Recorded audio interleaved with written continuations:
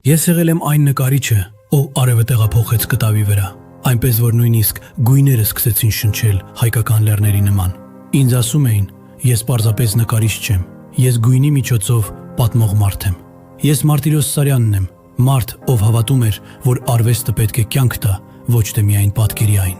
Ես ծնվել եմ Նոր Նախիջևանում, հայկական ընտանիքում, որը իր մեջ կրում էր հայրենիքի հիշողությունը։ Տեսնելով Արարատյան դաշտի լույսը, ես հասկացա, Հայաստանը միայն երկիր չէ, այն գույն է, շունչ է, արև է, որ ապրում է մարդու ներսում։ Երբ շատ նկարիչներ աշխարհը պատկերում էին մոխրագույն ու ծանր գույներով, ես ընտրեցի պայծառությունը։ Իմ նկարներում արևը երբեք չէր մահանում։ Ես ուզում էի, որ մարդիկ տեսնեն Հայաստանը ոչ միայն իր ցավով, այլ նաև իր կենսունակությամբ, որովհետև ես հավատում էի, ժողովուրդը չի կարող ապրել առանց լույսի։ Քչերը գիտեն, որ ես երկար տարիներ շրջել եմ արևելքի երկրներում, ուսումնասիրելով մշակույթներ, քաղաքներ ու բնություն։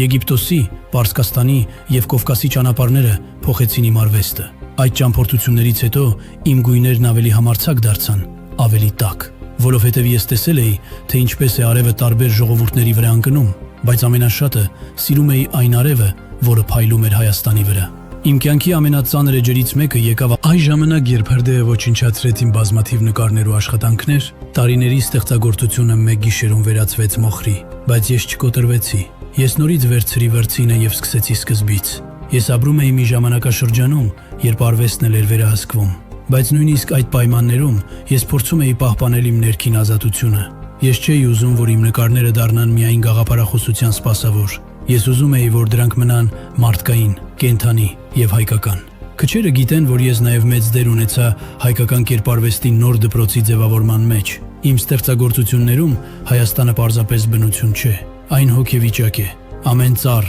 ամեն լեռ, ամեն գյուղական ճանապարհ իմ նկարներում հիշողություն է կրում։ Ես նկարում էի ոչ թե միայն այն, ինչ տեսնում էի, այլ այն, ինչ զգում էի իմ ժողովրդի մասին։ Ես հավատում էի, որ գույնը կարող է բուժել մարդուն։ Այդ պատճառով իմ նկարներում միշտ կա կյանք ամենահասարակ ծաղիկների մեջ։ Ես ուզում էի, որ մարդը կանգնի կտավի առաջ և մի պահ մոռանա աշխարհի ծանրությունը։ Եթե ցանկանում եք բացահայտել մեր մեծերի իրական կերպարը, այն, ինչ թաքնված է հանրահայտ պատմությունների հետևում, միացեք Հայրենասեր TV YouTube-յան ալիքին։ Այստեղ մենք պատմում ենք նրանց մասին այնպես, ինչպես դպրոցական գրքերում երբեք չեն պատմել։ Ես Մարտիրոս Սարյան